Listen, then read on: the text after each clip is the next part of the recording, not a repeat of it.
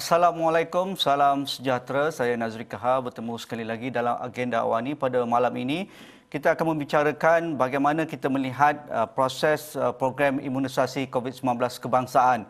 Setakat hari ini, adakah ia berjalan seperti yang dirancangkan oleh pihak kerajaan untuk memastikan fasa pertama kita akan selesai dalam masa yang ditentukan dan dapat diteruskan dengan fasa kedua. Apakah perkara-perkara yang perlu dilihat semula oleh pihak kerajaan dan juga pihak yang mengendalikan program imunisasi COVID-19 kebangsaan ini? Ada beberapa perkara yang perlu kita lihat, antaranya isu pendaftaran. Dikatakan isu pendaftaran berada di belakang ataupun perlahan sejak beberapa hari ini. Dan itu juga membangkitkan bagaimana kita perlu bersama-sama, termasuk orang awam, ahli keluarga dan sebagainya, membantu ahli keluarga kita, terutamanya di kalangan warga emas dan warga tua yang belum mendaftar, yang tidak mempunyai akses kepada peranti dan juga internet, boleh mendaftar menggunakan aplikasi MySejahtera anak-anak mereka ataupun menggunakan pendaftaran hotline dan juga pendaftaran secara bersemuka yang akan digerakkan oleh pihak kerajaan. Itu yang pertama. Yang keduanya, dasar satu dos suntik, satu dos simpan tidak lagi digunakan untuk memastikan program vaksinasi kebangsaan ini berjalan lebih pantas dan dapat menyelesaikan fasa pertama lebih awal dan dapat dimulakan fasa kedua. Dan itu dimahukan oleh Menteri Penyelaras semalam bahawa ini tidak dapat dilakukan lagi dan vaksin yang sedia ada akan terus dibahagi kepada mereka yang sudah layak untuk menerima. Dan yang ketiga, isu yang timbul kebelakangan ini iaitu vaksin AstraZeneca keluaran Oxford. Dikatakan ada isu yang berlega terutama di kalangan negara-negara yang sudah mengguna pakai imunisasi AstraZeneca di negara Eropah misalnya. Dikatakan menyebabkan beberapa kematian akibat kesan daripada penggunaan AstraZeneca itu tidak dapat dibuktikan lagi sehingga hari ini.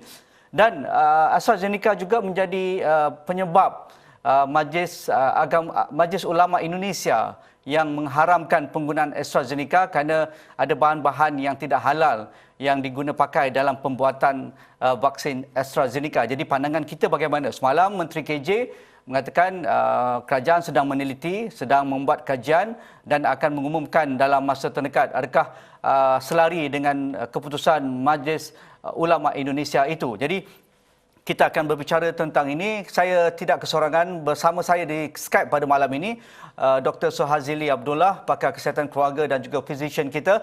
Assalamualaikum Dr. Suhazili. Waalaikumsalam warahmatullahi wabarakatuh. Doktor dah menerima dos pertama pada 20 hari yang lalu. Jadi dan rakan-rakan frontliners Barisan Hadapan Perubatan Keselamatan majoritinya sudah pun menerima dos pertama dan ada juga yang sudah menerima dos kedua. Mungkin pengalaman Dr. Suhazili yang sudah pun menerima dos ini, apa yang boleh dikongsikan dengan rakyat semua? Alhamdulillah, dengan pemberian yang saya telah pun dapat 21 hari yang lalu, tidak ada apa-apa yang membimbangkan diri saya. Malah saya rasa lebih bersemangat dan bertenaga untuk memberitahu kepada seluruh rakyat bahawa ia adalah selamat dan insya-Allah ia berkesan untuk digunakan kepada kesemua insya-Allah.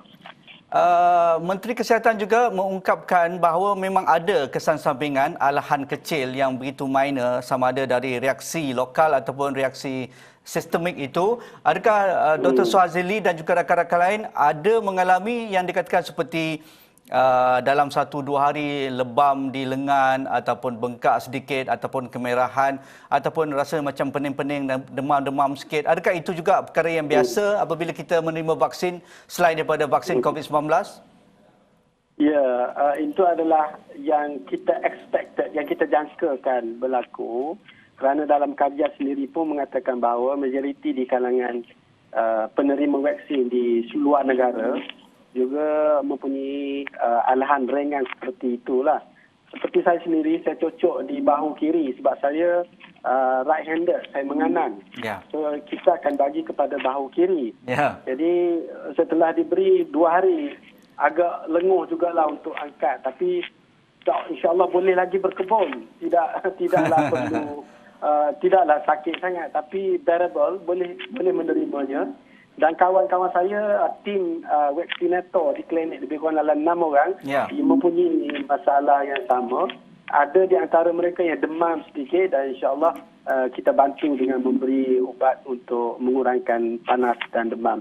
Maksudnya ianya boleh diselesaikan, boleh diuruskan dengan baik, tidak ada membawa mudarat yang besar seperti cacat ataupun pengsan dan seumpama dengannya. Berita-berita dikeluarkan di luar sana agak sensasi walaupun kita tidak nafikan apa yang telah juga dilakukan oleh pihak Pfizer ataupun syarikat pengeluar vaksin sendiri. Kemungkinan boleh berlaku, tetapi kita yang berada di frontliner ini sudah pun bersiap siaga, maksudnya telah menyediakan apakah flow yang perlu jika berlaku sesuatu, contohnya ada yang pengsan ke ataupun melalui alah yang teruk ke, kita semua dah bersedia untuk dapatkan uruskan dengan sebaik mungkin insya-Allah. Yang penting adalah kepercayaan daripada masyarakat kesemuanya mendapat manfaat daripada perlindungan ini dengan harapan 80% daripada rakyat dalam negara kita menerima vaksin COVID-19 ini. Atas apa jua nama sekalipun lah. Mungkin Pfizer, mungkin Sinovac, mungkin AstraZeneca, mungkin Sputnik, ataupun mungkin CanSino, itu bergantung kepada availability bila vaksin itu akan masuk dalam negara, insya-Allah. Okey, dari angka sehingga semalam kita mencatatkan hampir 13,255 penerima dos pertama dan juga dos kedua. Dan Selangor dan juga Perak antara negeri yang tertinggi merekodkan pemberian vaksin kepada fasa pertama ini. Dan antara negeri-negeri yang agak perlahan seperti mungkin mereka menerima dos agak lewat ataupun ke belakang, mungkin mereka sedang rancak ataupun aktif memastikan pemberian vaksin kepada fasa pertama ini berjalan lebih lancar. Adakah Dr. Suhazili melihat ini satu angka yang memberangsangkan atau sepatutnya kita boleh laju lagi kerana kita ingin 25 juta ni bukan sikit-sikit untuk kita dapat imuniti kelompok. Dr. Suhazili, adakah mencukupi setakat hampir sudah sebulan ini kita 400,000 saja? Kalau ikut projection kita, untuk fasa pertama kita akan mengambil masa 2 bulan. Iaitu bermula daripada akhir Februari sehingga ke April. Akhir pada April. Maksudnya kita perlu masa 2 bulan. Dan kalau melihat kepada 430,000 itu, sudah kita telah exceed lebih daripada separuh. Malah mungkin sudah mencapai ke 70-80% daripada jangkaan kita sehingga April. Saya nampak terdapat pada peringkat awal dahulu ada sedikit isu berkaitan dengan kaedah pendaftaran sebab kita hanya menggunakan MySejahtera pada masa tersebut. Jadi kebanyakan daripada, sebab frontliner ni anggota kesihatan, bomber, askar, polis dan yang dikategorikan sebagai frontliner itu ada di kalangan mereka yang mungkin tidak update lagi dia punya MySejahtera dan tidak masuk secara terus. Yang kedua, saya nampak melalui sistem MySejahtera kita perlu memasukkan ke dalam database, di mana database ini akan diuruskan oleh pihak Kementerian Kesihatan untuk meneliti yang mana satu diperlukan. Maksudnya untuk pusat vaksinasi ini berapa orang yang diperlukan. Dan di sini saya rasa adalah sedikit lambat sikit dari segi situ. Tapi Alhamdulillah kita dah catch up. Sampai ke sekarang dah 430,000. InsyaAllah dalam rest lagi untuk sampai kepada 500,000 dalam masa 2 minggu atau 3 minggu dari sekarang, insyaAllah akan terus habis. Cuma seperti yang Saudara Nazri sebut tadilah, bagi pendaftaran untuk orang awam dan juga kumpulan rentan, iaitu yang mempunyai pesakit kronik, ya betul saya nampak dia agak perlahan sedikit. Mungkin ramai di kalangan mereka yang nak tengok dulu. Dia nak tengok dulu. Maksudnya, tengok ni frontliner ni macam mana. Ada yang mati ke, ada yang rebah ke, ada yang pengsan ke. Yang tengok dulu. Sebab berita berkaitan dengan kesan sampingan ini sebenarnya agak disensasikan. Ya. Ni peranan berita penting lah. Terutama sekali Atul Awani dan ialah mana-mana media perdana perlu dapatkan dia punya catchy word yang sebetulnya. Sebab kalau kita tidak meletakkan dengan sebaik mungkin dia punya catchy word itu, menyebabkan masyarakat makin ragu. Walaupun saya yakin bahawa apa yang dikemukakan oleh media dan sebagainya itu semata-mata ingin memberi pendedahan kepada masyarakat. Dan sebenarnya pun di dalam ulasan kat bawah dia dah beritahu Contohnya isu kematian akibat vaksin Pfizer 6 orang dan sebagainya. Memanglah peringkat atas dia akan sebut mati selepas vaksin, kan? Tetapi pencerahan ulasan di bawah tu dia beritahu satu persatu mati bukan akibat vaksin. Kalau perkataan mati selepas vaksin, betul mati selepas ambil vaksin. Tetapi apa punca mati itu? Apa cause of death? Punca kematian. Yang tu yang perlu disahkan oleh pakar melalui siasatan yang dilakukan oleh mereka. Sebab saya risau apabila berita yang terlalu disensasikan ini dan masyarakat tidak membaca secara konteks yang sebenar menyebabkan masyarakat makin ragu dengan pemberian vaksinasi ini. Yang tu yang saya risau. Dan kita lihat sekarang ni mungkin agak perlahan dan saya rasa insya-Allah dia punya efek, dia panggil snowball effect tu, bila dilihat bahawa makin ramai anggota kesihatan yang dapat vaksin dan dah masuk dos yang kedua sekarang, insya-Allah saya pun hari ini petang insya-Allah untuk dapatkan dos yang kedua. Makin ramai lagi anggota frontliner yang ambil sehingga 500,000 dan didapati bahawa kes makin menurun. Protection sudah berada dan kita boleh lihat sendiri sejarah daripada negara-negara luar seperti di US, di UK, di Israel itu sendiri. Kita nampak jumlah kemasukan ke ward mendadak turun dan jumlah kematian akibat daripada COVID-19 juga dicatatkan amat memberansangkan, berbanding dengan jumlah sebelum daripada ini, kematian amat sekali berkurangan setelah daripada pemberian vaksinasi COVID-19 selepas daripada 1 dos dan juga selepas daripada 2 dos.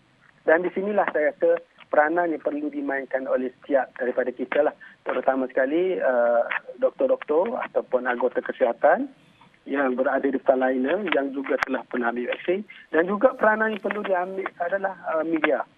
Media memperbetulkan salah faham serta sensasi yang dikemukakan oleh pihak-pihak yang tertentu. Saya tak tahu apa motif mereka. Mungkin mereka takut dengan jarum dan seumpama dengannya, menyebabkan mereka cuba menentang pemberian ataupun program vaksinasi dalam negara kita.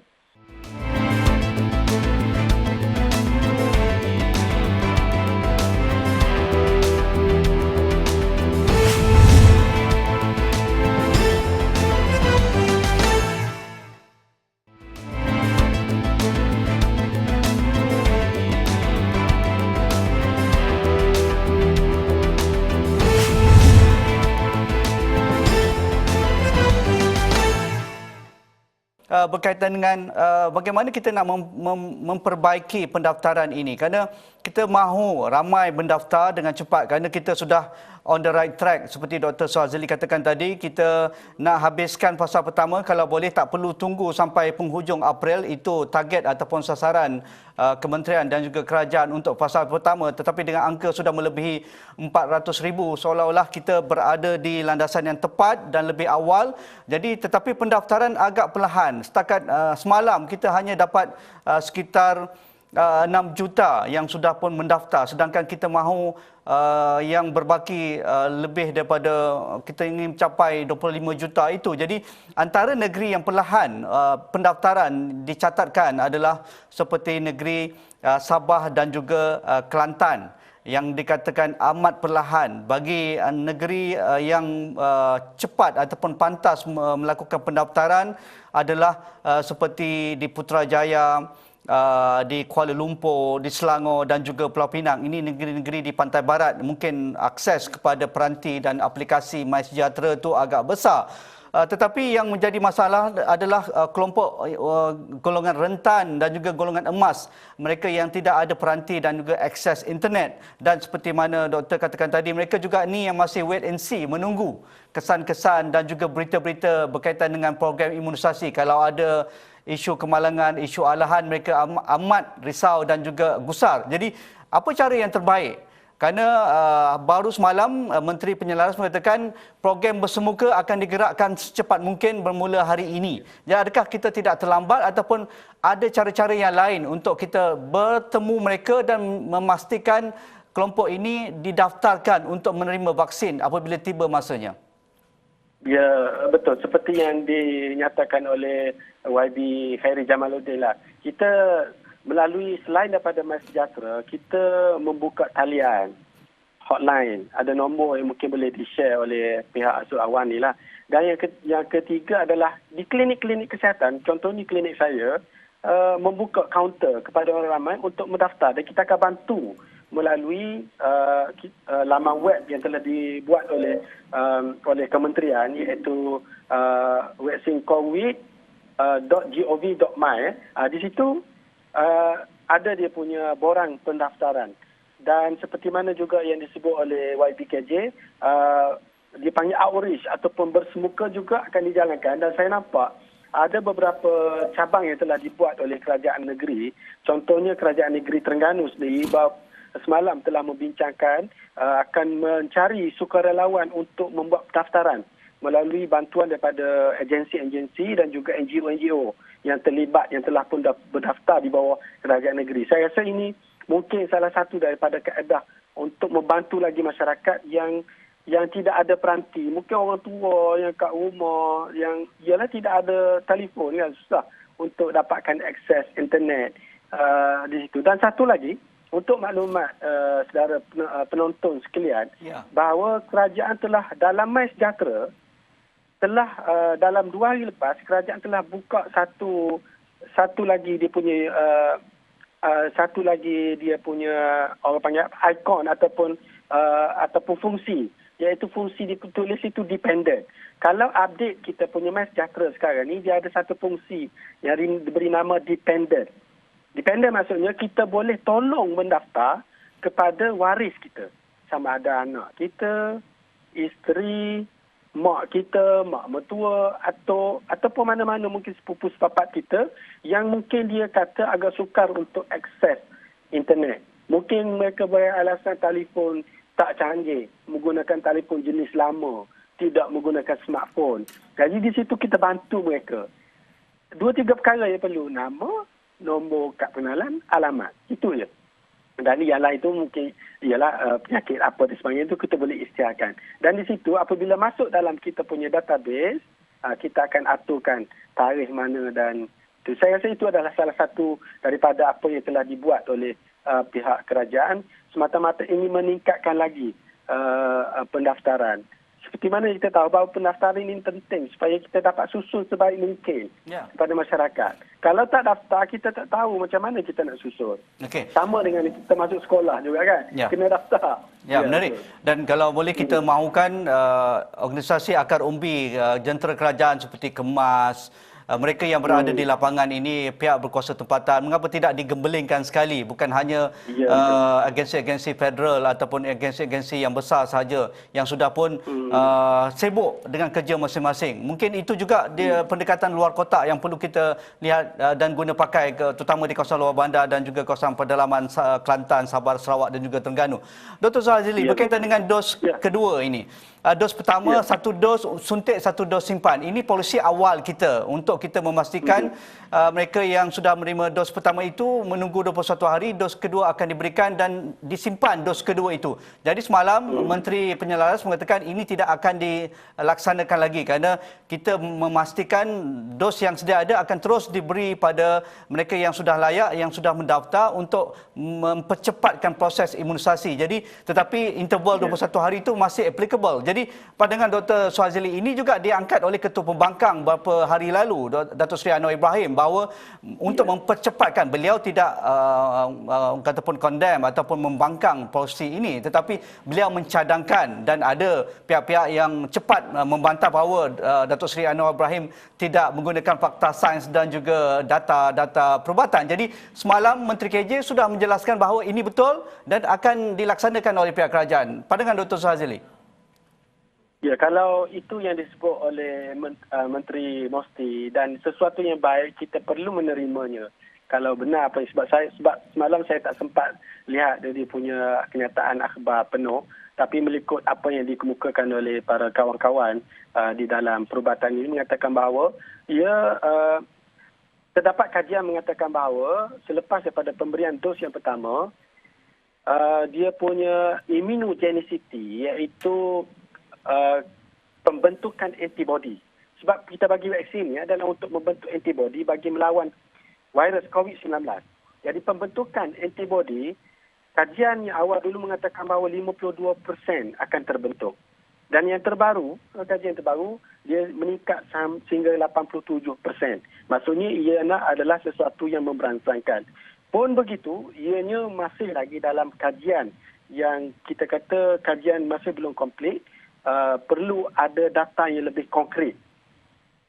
Apa yang saya agak melalui apa yang disebut oleh YB Khairi Jamaluddin adalah untuk mendapatkan pemberian akses kepada seberapa ramai rakyat. Ya.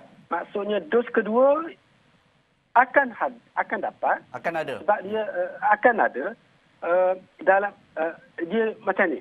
Dia untuk akses vaksin di peringkat antarabangsa, dia mesti kita kena deal, kita kena berbincang dengan COVAX ataupun satu fasiliti di peringkat WHO. So buat masa ini vaksin untuk Pfizer dia datang, dia walaupun kita janji dalam negara kita 50% rakyat akan memperolehi vaksin Pfizer, tetapi pengeluaran agak terhad. So dia akan datang mengikut batch dengan batch, maksudnya 100,000, 200,000 macam tu. Jadi kita akan menerima janji itu insya-Allah akan tertunai dan tercapai dan kita akan menerima. Jadi ya seperti yang dibincangkan oleh YB Khairi, kalaulah kita nak seberapa ramai melalui vaksin Pfizer ini, kita bagi dulu satu dos dengan tidak simpan untuk next dose. Mungkin salah satu strategi yang agak baik dan agak bagus. Sebab vaksin sudah ada dalam negara kita. Betul. Untuk itu. Ya. Okey, Dr. Shazili, berkaitan dengan untuk memberi keyakinan berterusan kepada rakyat yang masih was-was, yang menolak dan sebagainya ataupun tidak membuat keputusan lagi. Semalam Menteri Kesihatan mengumumkan bahawa dana sebanyak 10 juta diletakkan di bawah kumpulan wang amanah bantuan bencana negara yang diuruskan oleh MyNADMA ataupun NADMA untuk bayaran bantuan khas kewangan kesan mudarat vaksin dengan jumlah 50,000 jika ada berlaku kesan sampingan yang serius dan memerlukan rawatan berpanjangan di hospital, 500,000 bagi hilang upaya kekal atau kematian disebabkan vaksin. Mungkin Dr. Shazili nak komen tentang hal ini. Ini satu langkah yang positif. Ya, saya rasa untuk memberi keyakinan lagi, walaupun kita tidak nampak lagi kesan-kesan itu dan tidak ada kes yang dapat dibuktikan bahawa ada kesan sampingan yang serius di seluruh dunia tentang vaksin ini. Tetapi kita sudah pun bergerak satu tahap ke hadapan menyediakan dana jumlah yang agak signifikan ini. Dr. Shazili. Ya, ya. Ini sebenarnya bukan satu isu yang baru. Isu berkaitan dengan pampasan hasil daripada adverse event following immunization, kesan sampingan daripada vaksin. Benda sesuatu bukan yang baru. Dia sudah agak sejak daripada berpuluh tahun yang lalu. Golongan yang menentang vaksin ini biasa dia akan mengemukakan syarat itu. Kalau nak wajibkan kepada kami, kena sediakan papasan. Jadi alhamdulillah melalui apa yang telah dibentangkan oleh Menteri Kesihatan, kita bersedia untuk memberikan papasan itu jika berlaku kes-kes yang teruk dan juga kes yang boleh membawa kematian. Mana maksudnya di sini adalah kita punya confidence kita, keyakinan kita untuk meyakinkan lagi masyarakat bahawa vaksin itu adalah sesuatu yang selamat digunakan. Pun begitu, kita kena lihat bahawa kalaulah juga berlaku sesuatu yang di luar daripada jangka, rakyat tidak perlu bimbang dan rakyat tidak perlu risau. Bahawa papasan akan diberikan seperti mana yang diminta oleh pihak-pihak tertentu sebelum daripada ini. Ini adalah saya rasa benda yang positif untuk meyakinkan lagi masyarakat berkaitan dengan isu tersebut. Sebab ialah bagi orang yang tak pernah masuk ward dan sebagainya, mungkin dia agak ralat. Kalau andai katalah, na'udzubillah, minta jauh, andai katalah dia bagi vaksin dia pengsan, masuk ward. Jadi bagi orang yang tidak ada apa-apa keuangan tertentu, jadi daripada hasil siasatan kita mendapati bahawa ya betul akibat daripada vaksin dan papasan akan diberikan kepada mereka mengikut julat yang telah dinyatakan oleh kerajaan itu. Okey, Ini sedikit. adalah satu yang positif bagi Ya, mereka, insyaAllah. Dr. Swazili, sedikit tentang pengumuman ataupun keputusan Majlis Ulama Indonesia mengatakan bahawa vaksin AstraZeneca haram tapi boleh digunakan ketika darurat. Ini satu kenyataan yang besar, walaupun dibolehkan ketika darurat kerana mereka masih mempertikaikan kandungan AstraZeneca itu. Pandangan Dr. Swazili? Saya akan kembali kepada Majlis Fatwa. Sebab AstraZeneca ni adalah vaksin yang baru masuk. Dossier ataupun dia punya produk leaflet yang lebih detail saya masih lagi belum dapat ketahui. Adakah betul ia dimasukkan bahan haram ataupun tidak. Cuma saya nak bagi penjelasan supaya kita buka lebih luas. Apabila berlaku sesuatu yang mendesak dalam negara, Majlis Fatwa akan menggunakan kaedah-kaedah dalam berfatwa.